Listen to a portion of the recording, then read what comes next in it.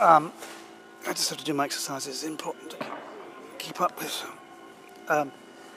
Yeah, we change radically from film to film. I mean, I think Lars has always changed in his films, always pushing new ground.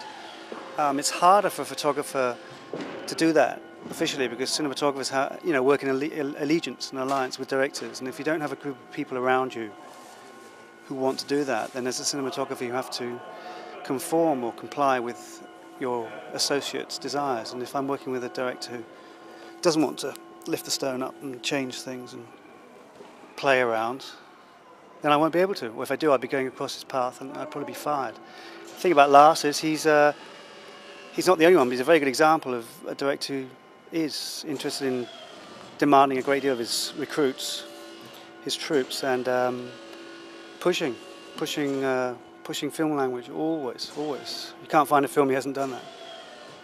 And this is provocative in many ways, and it's a privilege. It's a privilege to be there, and it encourages me to be naughty or play around or do things differently. One of my theories is that he gets closer to his actors. That's one of the privileges we have as DOPs and still have. I kind of still feel I'm close to the actors anyway because I'm looking through the lens. So I don't really understand why he doesn't feel close to his actors looking through the lens while I'm operating. But that's his feeling, that he gets closer, and he can actually, as you see, if you see any of these incidents on film, he does actually direct while shooting and risks ruining the material. But he's directing and prompting and guiding early on in the takes just to get the scene to settle in and get the actors to settle into the kind of choreography of the scene, dramatically speaking. And he could do that beside me, but in a way he's comfortable holding the camera and doing it at the same time, and we kind of support each other. And if I think it's appalling, or if I think it's a problem, or if he's tired, or if we just want to do things differently, I'll come in. And I think on this film we're about 50-50 almost, if you take everything into account. I think whereas on Dogville he did quite a bit more. But anyway, that's the deal, and that's his kind of idea, amongst other things. Ask him if it's about anything else.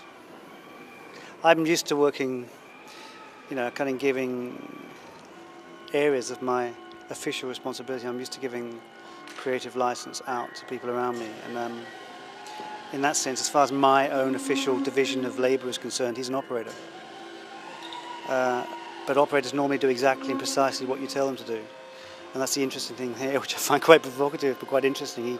We ultimately do, I think, generally what pleases each other, but I don't immediately assume that by asking him to do something he would do it.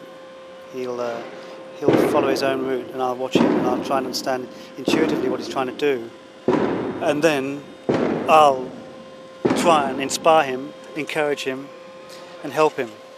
That's my kind of deal. The second time around, this time around on Manderlay, I think personally it's a lot better, not because it's prettier or anything like that. I just think it seems to work better on all levels.